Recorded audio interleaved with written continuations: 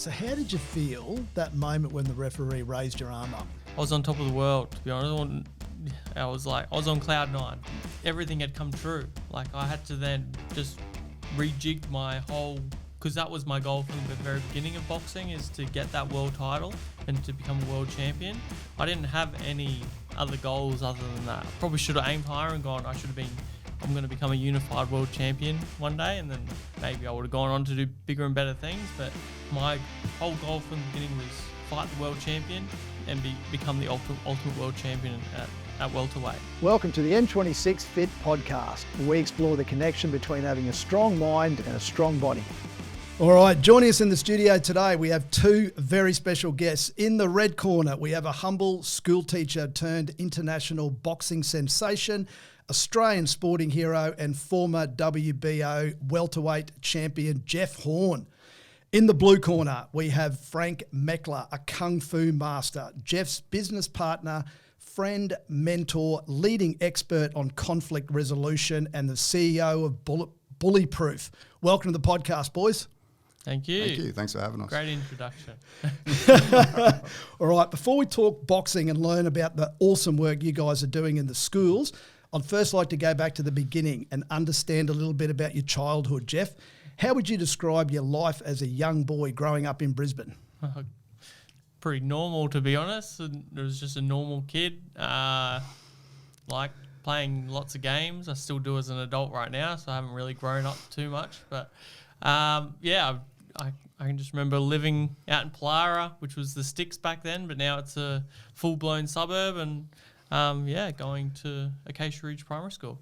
And you went to McGregor High School. We both went to that school. How is life in high school for you? Yeah, look, it was a struggle early on. That's in my grade 8, grade 9, grade 10 years. There were probably a bit of a struggle time for me mentally with a lot of bullying that happened to me during that time. And but otherwise, it was a great school, very multicultural. It just means that some kids butt heads a lot, understanding each other, and but it was good otherwise. Would you consider yourself an academic, or were you a sporty student? Or I was definitely a sporty student. I was not academic at all. I tried, but I didn't try very hard at the academic side of things. So, sport all around.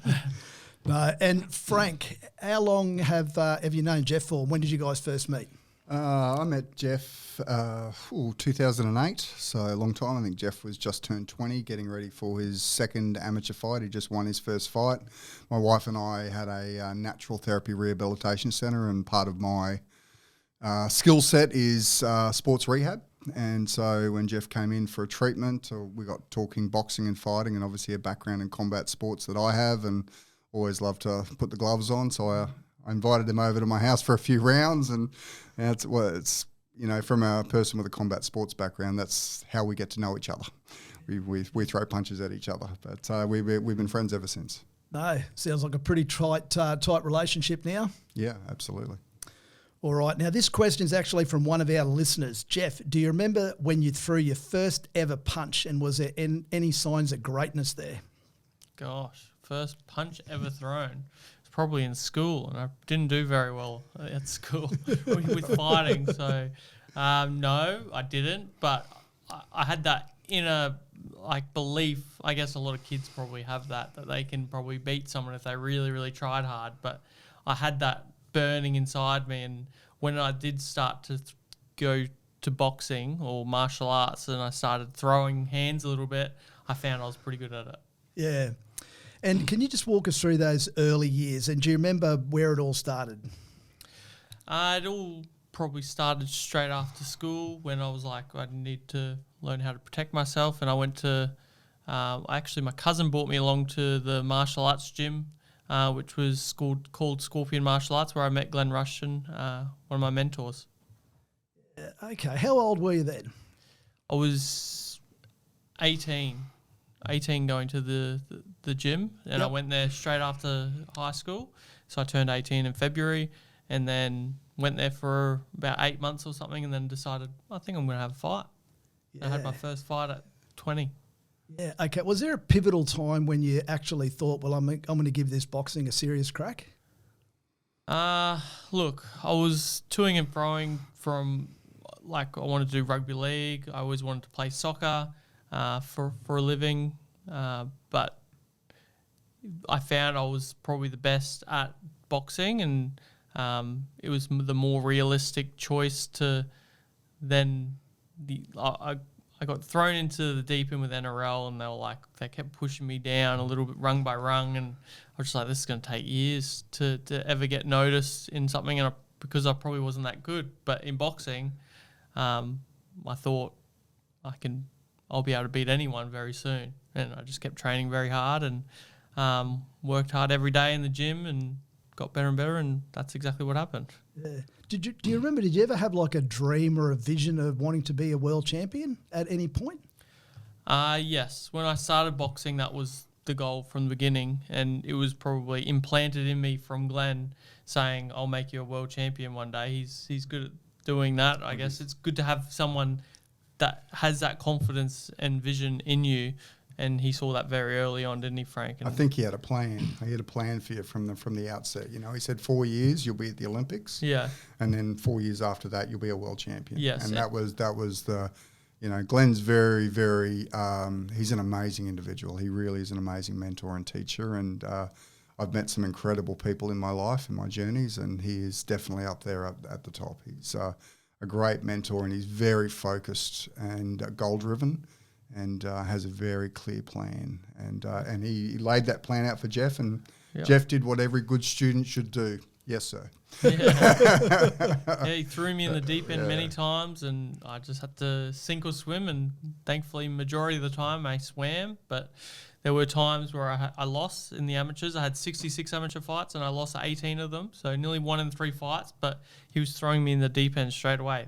My first fight was at the state titles. Well, second fight technically, but I was state champion, and I was going to the national championships in my 4th fight, and versing the best out there straight away. So these are why I had my losses, because I was thrown into it very early on with Glenn.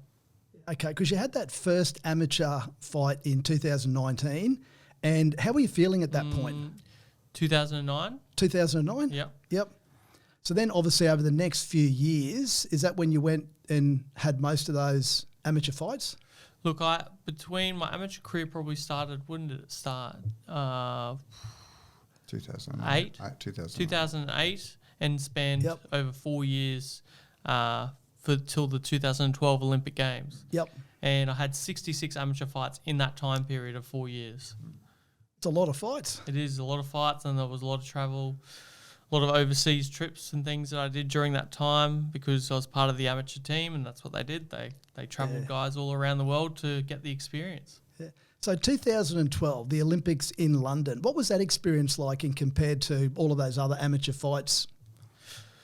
Look, it was very similar, I guess, with a lot of the overseas trips that I'd done and the calibre of opponents, but this was, I guess, a step up again, because it was the cream of the crop with all the opponents that were there, and we knew that they were the best in the world, and a lot of the team's thought process on it was, we're not gonna win here. It's going to be hoping we're just happy with the track suits. And I had the goal of getting that gold medal, and I had Aussie Bum on my team at that time, and they had belief in me as well, and it was great having that financial support, kind of starting to get backing of me, going, we believe this guy has got what it takes to get there. And I just missed out on getting a medal by getting to the quarterfinal rounds. How many fights did you have during that tournament? 3, I think. I won the first one, and then won the second one, and then lost the third one against Dennis Berenchik. Okay. So you mentioned Glenn Rushton. So he's been your actual trainer since 2013?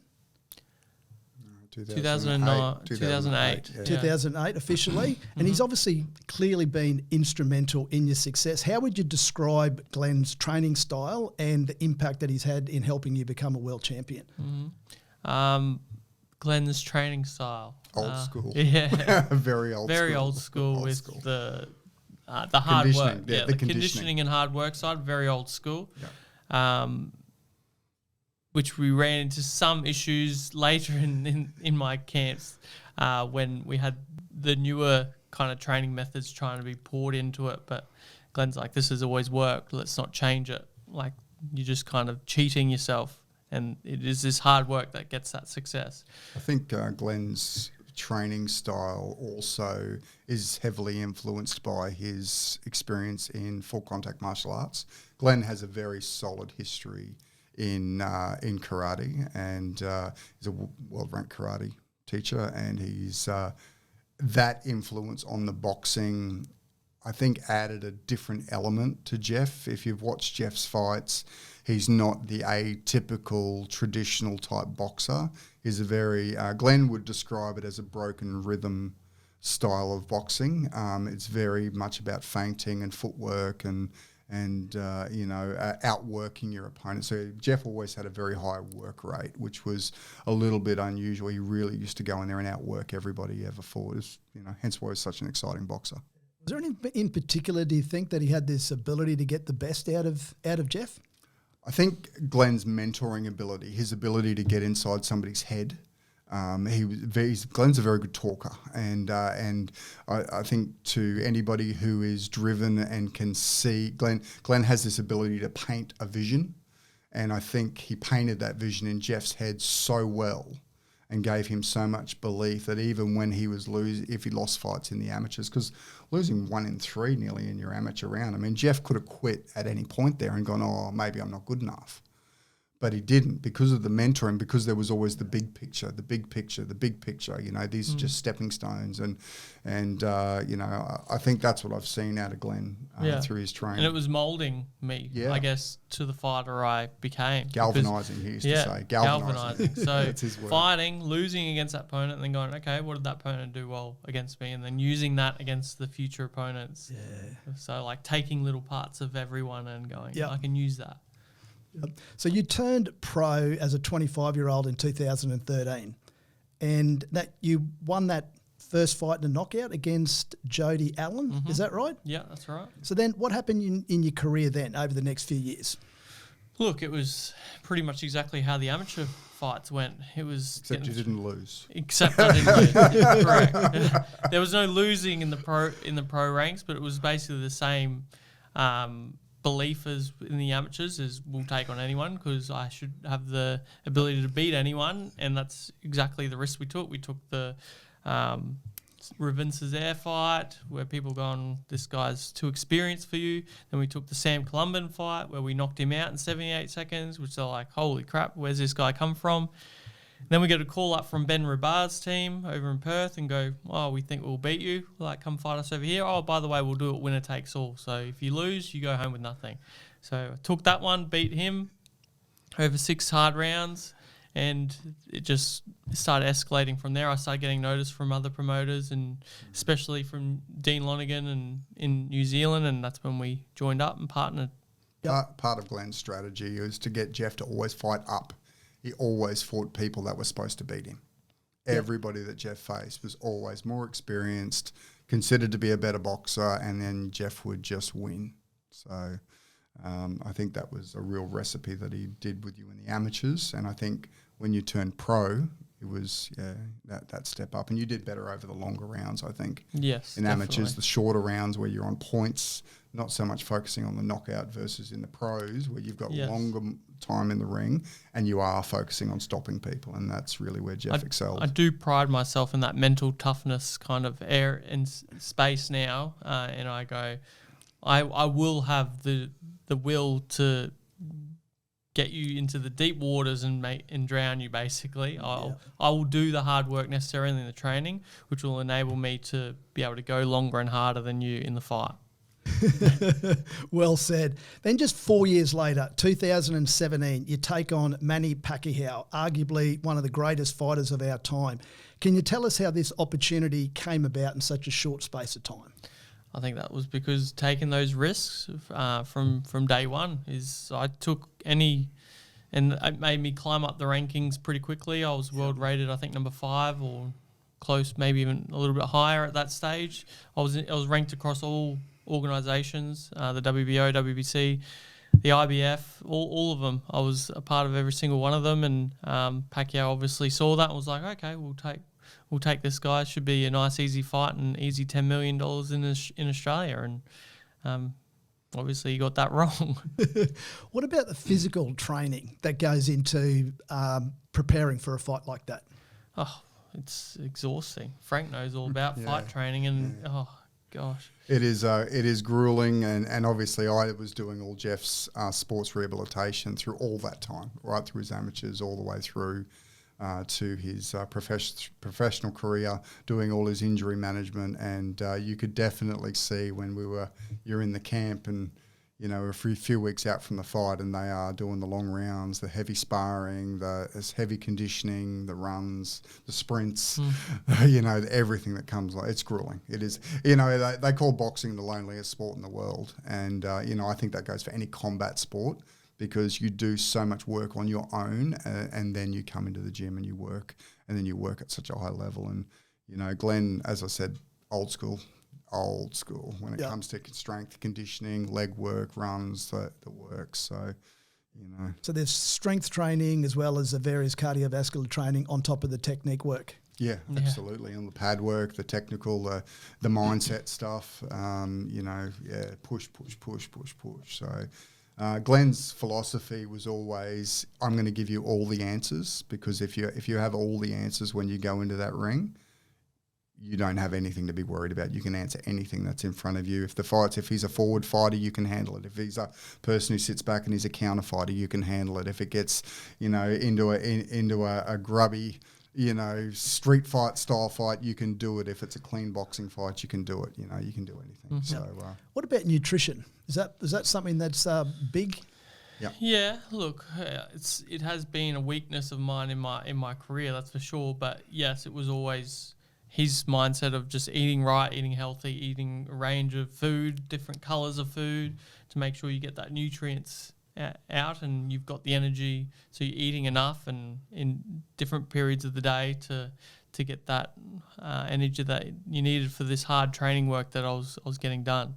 So yes, nutrition was definitely a part of it, but probably not my strongest time, because I think my love of chocolate during that stage of my career was at its highest, that's for sure. It's not as high anymore, but when I was working as hard as all I wanted is sugar, is to get that release, that quick energy source, and go, I feel great from this. Yeah. What about technology? The VO2 max stuff and heart rate monitors, is that big as well? Yeah, look, I've done all that stuff before. So measuring and monitoring? Yeah, had monitors on me while training and figuring out what my ranges are and what energy I'm burning. But that was the crazy thing about how I worked. I was burning all this energy. I was meant to be eating all this food to accommodate burning all that energy, but I couldn't eat all that food. I feel like it was too much, and I would put on weight if I was going to eat that much. So, that was the, crazy thing with my body. Later in your career, when you certainly at that high level, championship level, you had a chef that would prepare your food while you're in the camp, so it made sure that you were definitely on point as far as your nutrition, and being that, the team knew that Jeff's weakness was his food. They had to make sure that they regimented that, and it was likewise with our rehabilitation. We always said rehab's as important as training. Because if you're injured, you can't train or you can't perform. We had so many things we had to work through on that level as well, consistently, putting your body under load. So you mentioned before mindset, and one thing that really intrigues me about boxing is the mental side of the sport. When you're training for the biggest fight of your career against the legendary Manny Pacquiao in your own hometown in front of a sellout crowd at Suncorp Stadium, how do you mentally prepare yourself for a fight like that? Look, it was those years and years of leading up to it, going, this was what it's meant to be, I guess. Glenn had planted that in me from my beginning of boxing, my throwing my first punch, going, I think you've got what it takes to become a world champion one day. So when the opportunity finally comes up and we've taken all these opponents that I wasn't meant to beat and keep beating them one after another, it's just another time. Another time that I get to prove people wrong. And I had that belief in me to go, I can do it. I will go out and become a world champion. That's what you said I was going to become. I've taken all the risks to this point, and let's do it. Yeah, okay. How much time what about strategy? Is that something that you and Glenn spend a lot of time on, analysing the other fighter?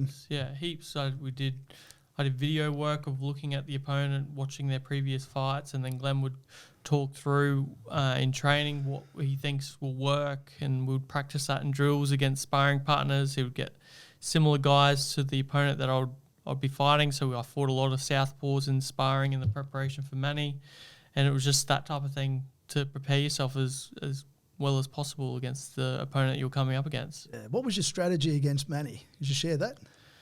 Look, it was to basically fight fire with fire, really. Like, Manny was an explosive, come forward kind of fighter that threw a lot of punches, and I was like, well, I could sit back and try and counter the guy, but normally he would probably end up knocking those guys out. So what did I do? I was like, I was going to come in bigger and stronger than Manny Pacquiao. In my eyes, that's what I thought I was, and I was like, he's not going to be able to handle me coming at him and throwing these hard punches and fast punches at him. And that's exactly what happened in the fight. I fought fire with fire and came forward at Manny Pacquiao and threw as many punches or tried to throw as many punches as he threw at me, and I hurt him. Yeah. I think Glenn said, Jeff's going to keep his foot on his throat the whole fight, which means he's just going to stay in the pocket and keep doing to him what he normally does to everybody else. Because normally, if you watch Manny's fights, and I'm a big Manny Pacquiao fan, have been for a long time, he's as Jeff said, he's a very come-forward fighter. And if you give Manny that space, he will own you, because that is his world. But when he fought Jeff, it was like he was having done to him what he would normally do to somebody else. He was going backwards. He was on the back foot. He was scrambling for a lot of that fight, and so it was an incredible training, planning, and preparation. I think that led up to that fight. Incredible. Do you remember how you felt when you walked out to Suncorp Stadium for 50,000 fans screaming at you? Look, it was a bit of a blur now. It's been quite a while, but look, it was. You have the pins and like goosebumps walking out. You're seeing but it was also. I'll go back and I go. I'm as I said before. It was like This is meant to be. This is meant to happen.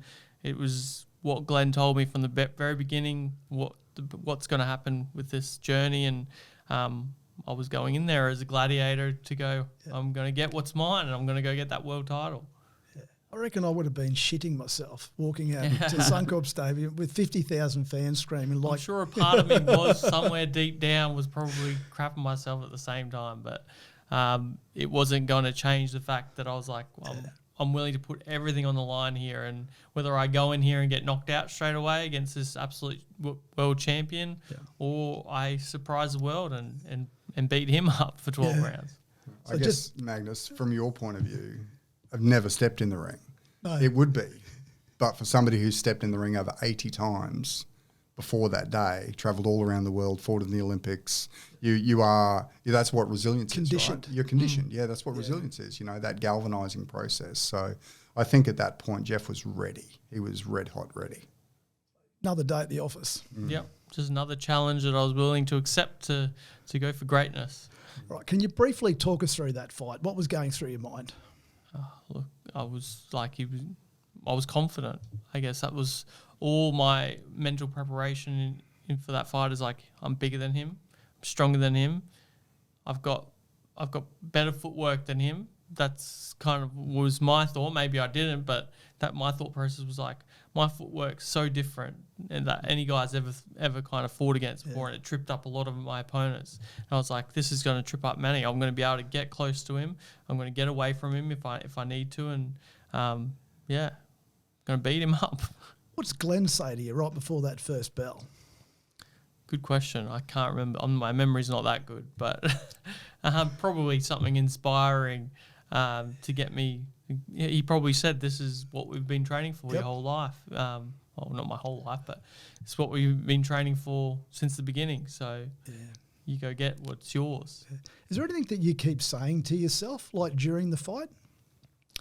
That I'm meant to be there. Like, this is my time. Yep. This is my moment. This is what's been basically brainwashed me in the past of this is what is meant to be happen. This is where I'm meant to be, and I'm meant to get this victory to end this story how I want it. Is there any particular moments or rounds that stand out for either of you?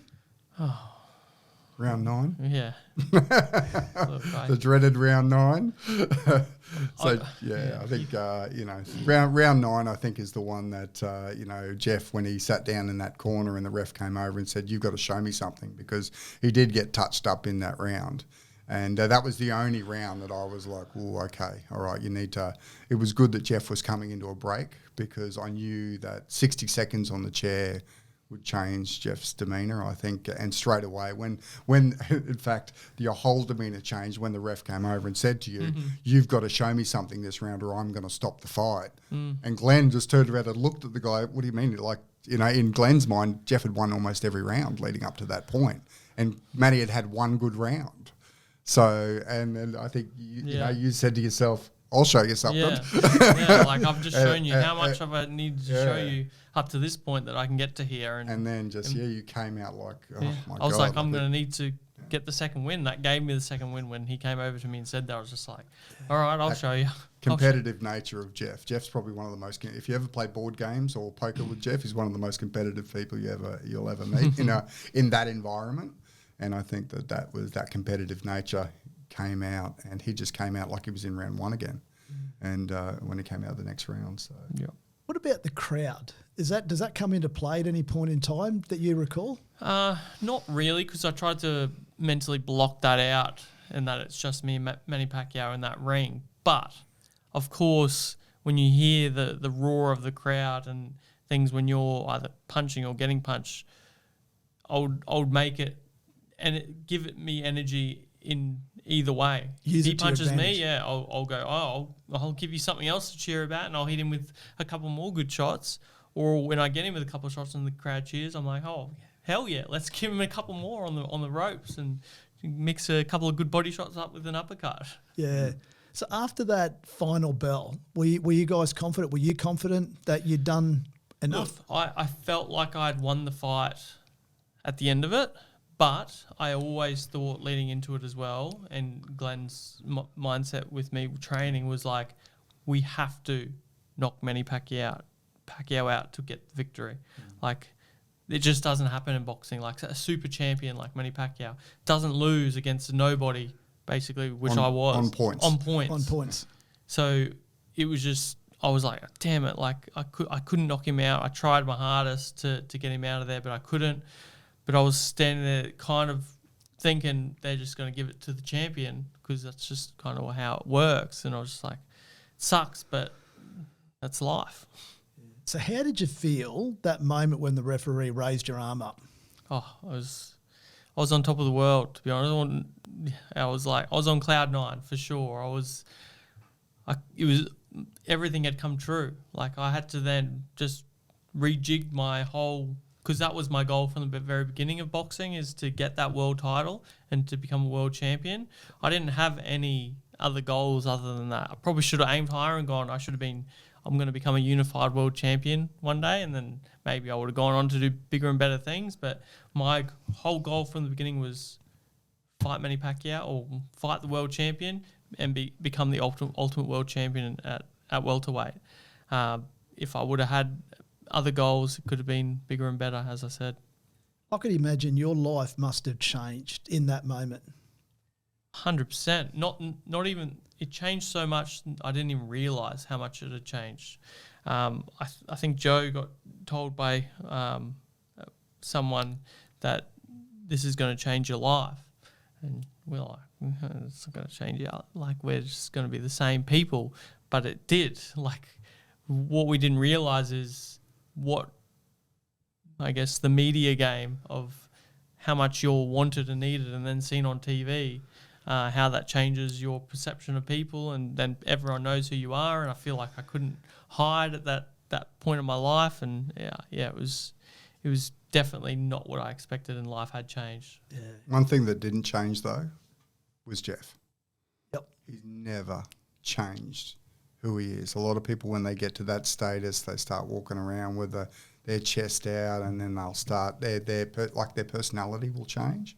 Jeff never changed. He's just still the kid from Acacia Ridge. He's just genuinely just a genuine Aussie bloke who no ego, no pretense about him, none of that. But, certainly his world changed. Try to go out to lunch with him even now, Oh, Jeff, can we get a photo? Thanks. So what about? So how did you handle that pressure and that expectation? Was there anything? Look, I'm pretty good at handling stressful situations, and that can be quite stressful when you've got everyone wanting a piece of you. And we were like, we'll just go to this. We'll go out and do a rainforest walk or something where there's no one around, but then the two people that we see walking past us notice me and want to get a photo. It's just like, it was that time in life was like, I cannot go anywhere. I cannot hide. And I guess that's why you have these superstar celebrities that have security guards around them the whole time, because they just could not live a normal life, and they still can't anyway, even with their security guards. But they just have people constantly wanting a piece of them. And I had a little bit of an experience of that once upon a time, for nowhere near the amount of time as these guys do, but I definitely don't wish that probably on anyone. Yeah. So do you enjoy that part of it, or is it more of a nuisance? Look, at the level it was at that point, straight after that fight, it was overwhelming. It was a lot, seeing as I'd come from virtually nothing, and then to go into stardom like that was just next level.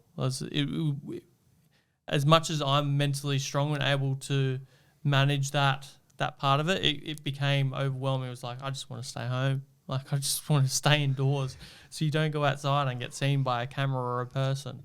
And that's kind of how life was for a little while. Yeah. You had one more fight in Brisbane, and then you headed over to Vegas to fight Terence Crawford. How's the atmosphere over in Vegas compared to what you experienced in Brisbane? Oh, look, it was cool, I guess, fighting over in America, because you're in a different country with different people around, but same, I feel like. In the fight game, I'm fighting at the MGM Grand Casino, but it's like I'm fighting at the Brisbane Convention Centre, really. Like, there's people cheering, loud noise, it's dark, you can't see really too much, and there's bright lights everywhere. It's the same as what it was like fighting in the casino. So wasn't much different. The big different one was the outside stadium fights. Yep. So a year later, you're back in front of another full house at Suncorp Stadium, but this fight's different and doesn't go past the first round when you knock out Anthony the Man Mundine in 96 seconds. Was that a popular win for you, and how did it compare to your victory against Manny? I guess it was a popular win. It was a very satisfying win, that's for sure. Mundine was someone I watched a lot when I got into boxing in the first place, and not the way he went about his boxing, but how good he was and the character he became in the boxing, and he just made a lot of money probably too from the sport. And he was that guy again when he came to fight me, and I was like, I cannot lose against this guy. I cannot lose. And I trained hard. I trained against bigger guys because Anthony Mundine was a bigger guy, and I was like, it's a risk taking someone like him on, and I was switched on. It was one of the fights like the Pacquiao fight. Like I was switched on from round one, and nothing. And I felt strong at that weight division, and I was like, I'm going to take this guy out. Yeah. So speaking about confidence, because I think Anthony was probably one of the most vocally confident guys in the boxing world. And it plays a massive role in all sports, but in particular combat sports. Do you think some people are born confident, or is that something that you personally have to build up, that deep inner belief of yourself?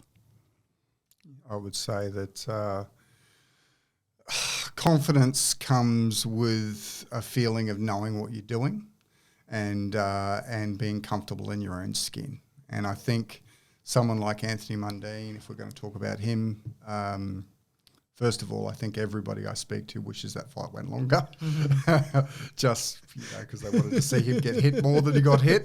But Anthony's confidence certainly comes from him being very comfortable in his own skin, and obviously quite a talented athlete, had great role models around him. Obviously his father was a very good boxer as well. He was. And he comes from that sort of pedigree. And I think to be a boxer, and, you know, you got to understand that his father was, you know, probably had role models like Muhammad Ali and guys like that who were very, very outspoken and very confident, very articulate. And I think Anthony tried to take on that sort of persona. But I think, you know, Jeff would agree that Anthony, if you meet Anthony privately, he's one of the nicest guys you'd ever meet. Yep. But when he's getting ready for that fight and he's putting on the show, it was like the weigh-in when he pushed you. You know, at the weigh-in, he pushed you in the throat, and at the weigh-in, pushed you back, but that was all just show. That was just trying to, you know, sell the animosity of the fight and all the rest of it. So very good salesman from that, and definitely. I think his confidence is what sells it. How do you help teach that confidence in the young fighters? Look, you give them the answers. I guess that's 100%. the what we do is if you're getting if someone say something to you, you can either remove yourself if it's that type of situation, or you just remove yourself from the area, or we give you the tools to agree and disarm the person if that will work, or whatever, or we teach that other people around might help you in that situation and go, hey, leave that person alone. So there's many strategies, I guess. There's not just one situation, so it's hard to give a complete one example, but there's many strategies that we give to the kids to give them the answers. I think that Jeff was always quietly confident. I think that's why he was quite unknown, and he was very understated. He wasn't a Conor McGregor or Anthony Mundine, or a very outspoken and that sort of boxer. So I think he came in as the more of that silent assassin. I remember when he was getting ready for the Ali Fanuka fight, which was, Ali Fanuka had fought for world titles before, and he was a big guy, like 6 foot 5 or something, really tall guy. And, he said in his interview, Jeff doesn't know how to jab, he doesn't know how to box, he throws his right hand too much, I'm going to knock him out in the 6th round. And Jeff was like, oh, okay. He just kind of just, okay, he just agreed to it at the press conference. And then Jeff ended up knocking him out with the right hand in the 6th round. So it was like a self-fulfilling prophecy. Yeah. And it was just poetic to done. But I think that's probably why Jeff is such a great ambassador for Bullyproof Australia, because he's that unassuming champion. He's that guy next door, that guy who is not someone you'd perceive as being overconfident or egotistical or anything. He was just that down-to-earth kid from Acacia Ridge, and yet he rose to this world fame through such an amazing win against Manny Pacquiao. And I've been through it too. Exactly. I've been through that bullying and that tough time, that mental strength where I'm like, I could end this now and it would just make life easier. But then finding something that gave me the confidence to go, life's not that bad. And that's why you walked into Stretton. Yeah, exactly. To have the confidence to go out there and be in the general public and walk around with his girlfriend and feel like he was safe. That's why he went to Stretton Boxing. He didn't go there to become a boxer. He went there because he was bullied in school, and he didn't want to feel powerless, and he didn't want to feel unsafe. So he went to Stretton Boxing, got mentored by Glenn, learned martial arts for a year, and then saw a boxer in the gym and went, oh, I might be good at that. And here he is. Yeah. So after that Mundine fight, then you suffered a couple of losses in your professional career. How do you bounce back from that mentally? Look, it's, I guess, tough because at that point in my career, I was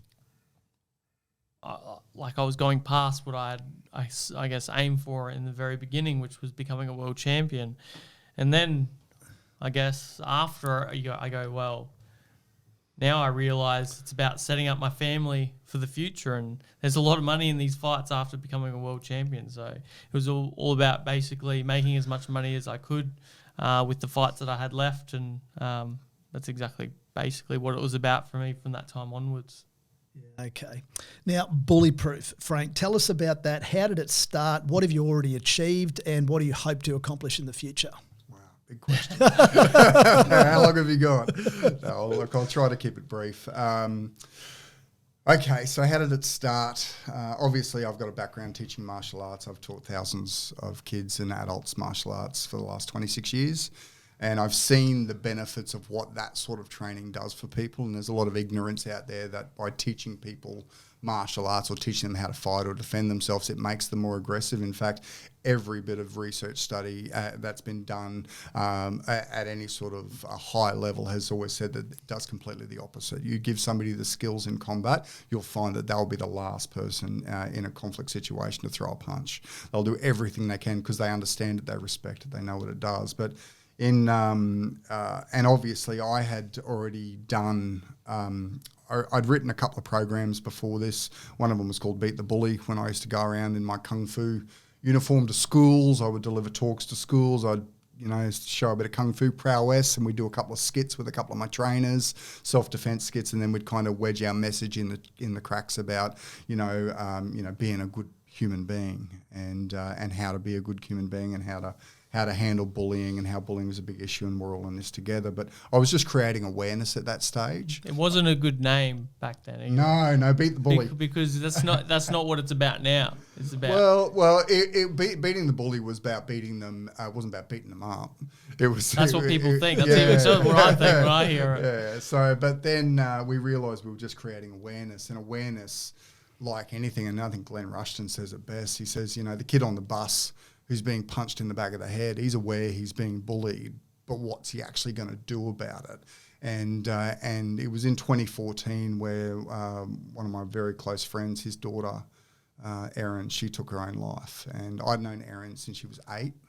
And when in 2014, she was 14 years old. And she had been bullied all the way through. And her father, Chris, had spoken to me about it. And we tried to help, but again, there was this broken home, there's a lot going on, and I think, and he was in the military, so he was in and out of the country as well. So it was a tough time, and she, it was an absolute tragedy. And if you've ever lost anybody close to you from suicide, I can't explain to you the feeling that it gives you. But when Chris, to give you any idea on her father, 6'2", 6'3", military man, 110 kilos, not a lot of fat on him, covered in tattoos up to the neck, toughest looking guy you'd ever meet, literally came over, was in tears, standing at my door, and I looked at him and he said to me, "Erin's killed herself."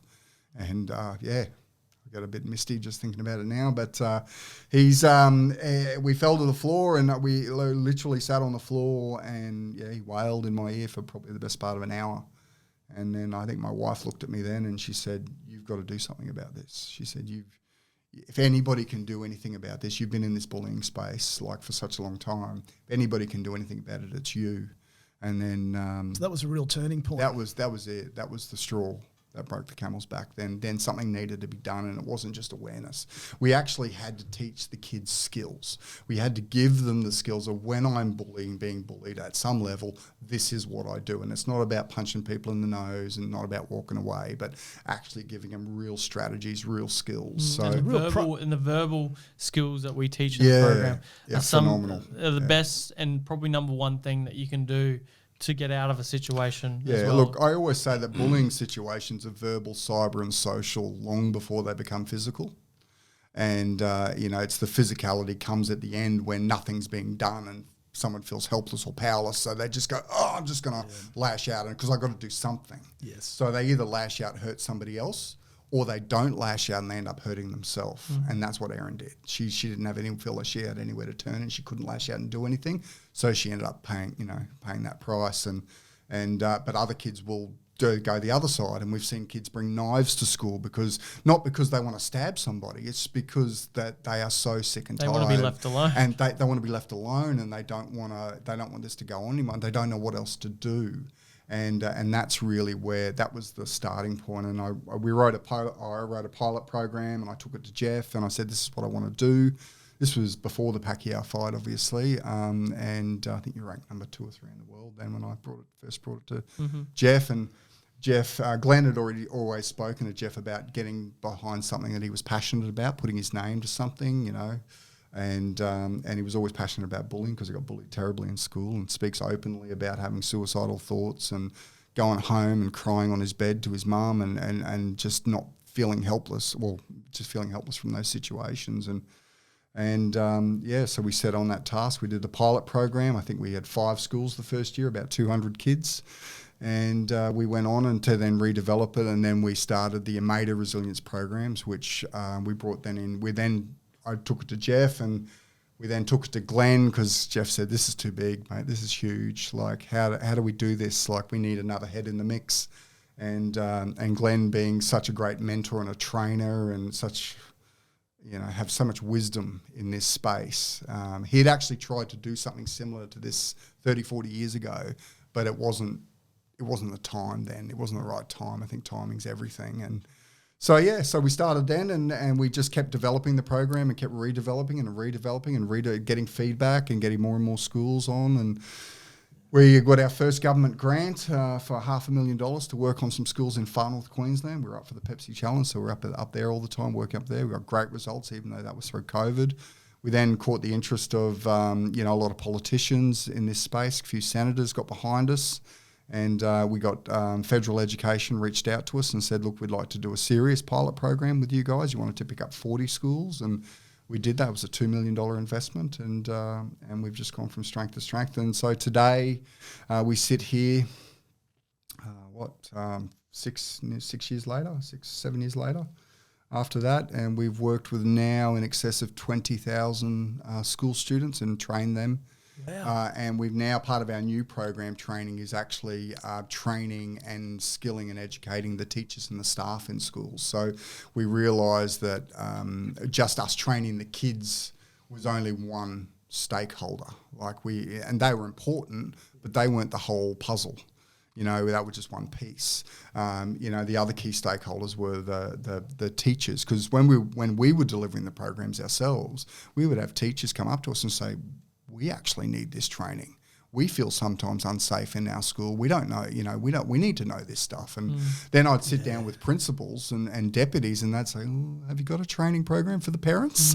Because again, the parents aren't skilled in conflict resolution.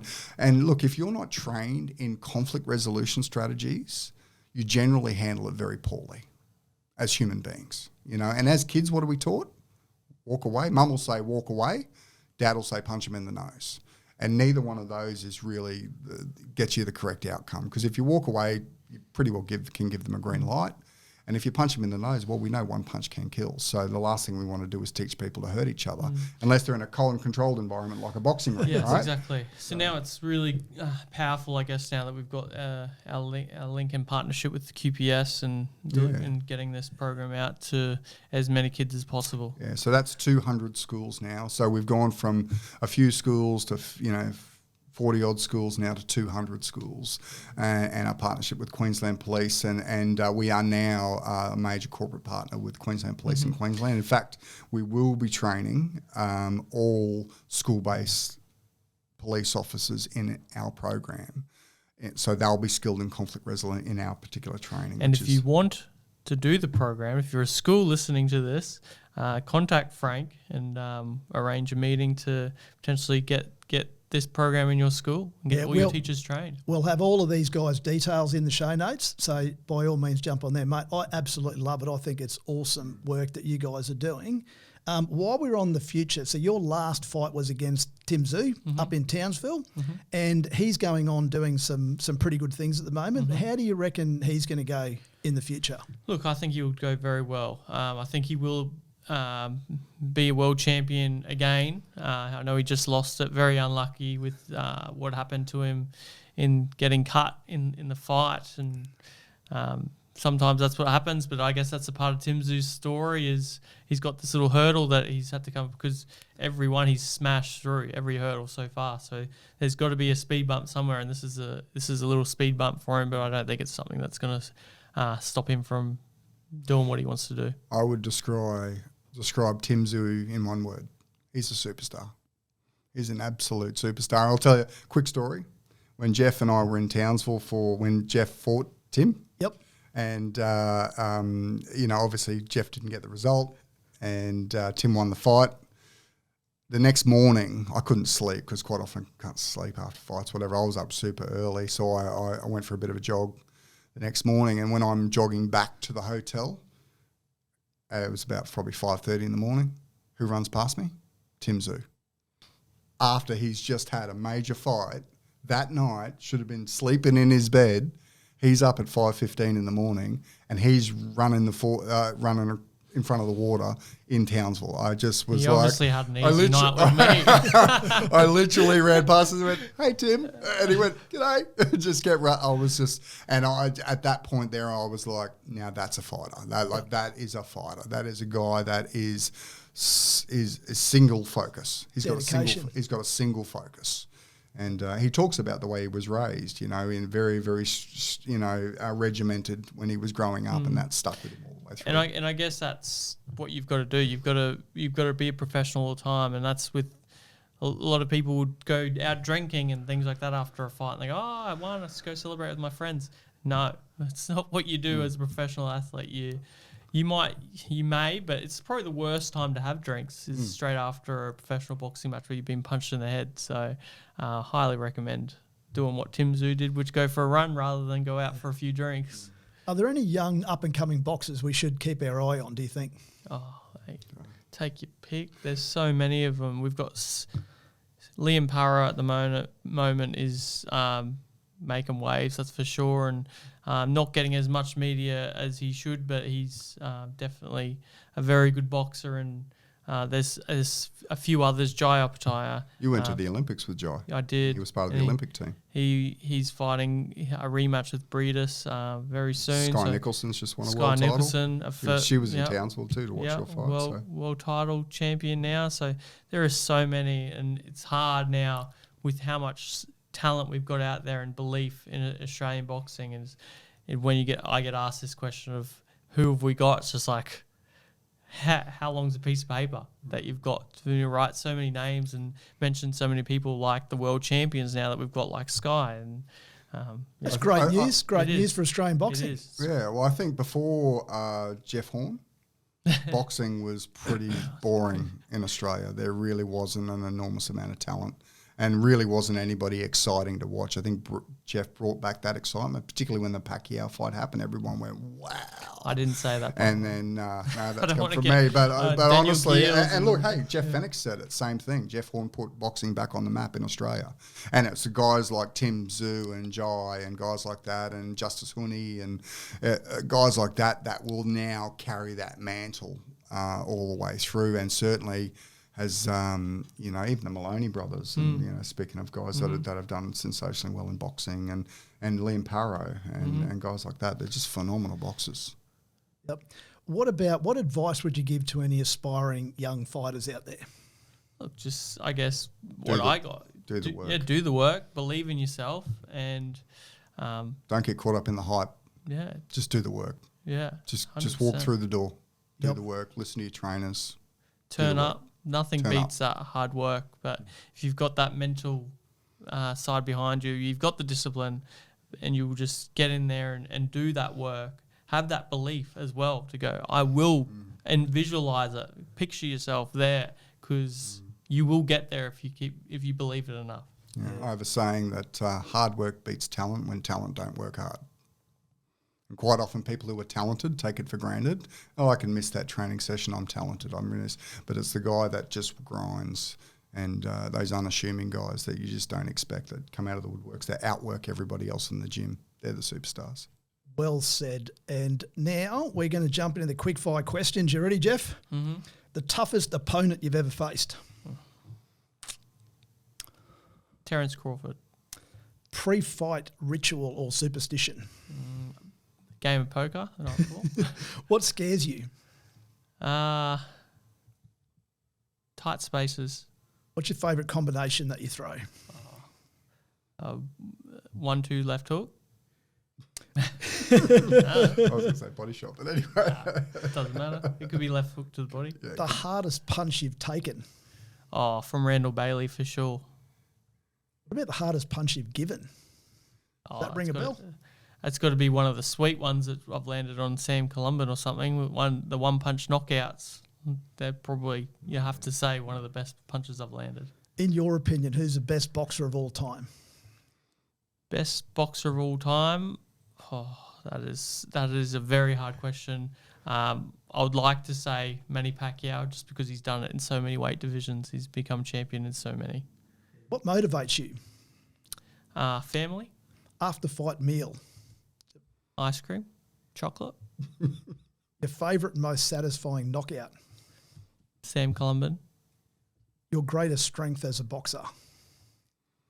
Persistence. Best advice you've ever received. To believe in myself. Your go-to holiday destination. Or Stradbroke. Favourite song. White Stripes. Advice to a younger self. Keep working hard. Smartest person you've ever met. Oh, that's a hard one. There's probably been a lot of more smarter people that I Have to be Glenn. yeah. I have to. That's exactly who I go to first. Is Glenn. Have to be Glenn. Yeah. Favourite boxing memory. My world title win against Manny Pacquiao. Greatest lesson that you've ever learned. To always do that hard work. Hard work gets the victories. Right, last question. Finish this sentence. I believe. Every student everywhere needs to get more training to deal with bullying. Well said, mate. Thank you so much for taking the time. I know how busy you blokes are. Wish you every success with Bullyproof. I think it's an absolutely awesome initiative. And, mate, you're a true legend and really appreciate Thanks, Magnus. having a chat. Thanks for having us. Now, if you've enjoyed this episode, we have a small favour to ask. Please take a moment to subscribe, review, and share this podcast with someone you think will appreciate it.